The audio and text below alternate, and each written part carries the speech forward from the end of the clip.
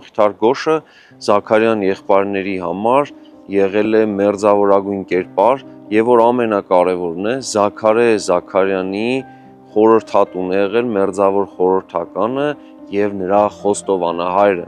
Այս առումով մենք տեսնում ենք, որ Հայաստանի թիվ 1 աշխարհիկ անձի համար նա եղել է թիվ 1 հոգևոր անձը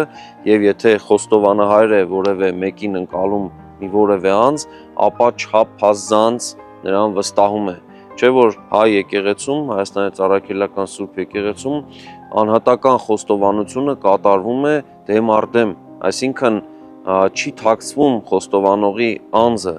եւ այս պարագայում մենք պետք է հասկանանք, թե ինչքան մեծ վստահություն կար այս երկու կարևոր անձերի միջև։ Չմոռանանք, որ Զաքարե Զաքարյանի գլխավորությամբ է ազատագրվել մեր հինավուրց մայրաքաղաք Անին, համահայկական վերջին մայրաքաղաքը։ Եվ հենց այստեղ է, որ նա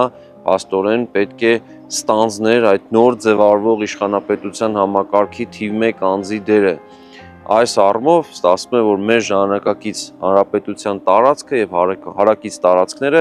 ազատագրվել են հենց նրա գլխավորությամբ եւ նման պայմաններում պատկերացնում ենք, թե գաղափարական ինչ միջավայրում նա պետք է լիներ եւ այստեղ իր առանցքային տեղն ու դերն ունի նաեւ Մխիթար Գոշը։ Նախագծի գլխավոր գործընկերն է Converse բանկը, ֆինանսական աշխարհի ձեր հուսալի գործընկերը։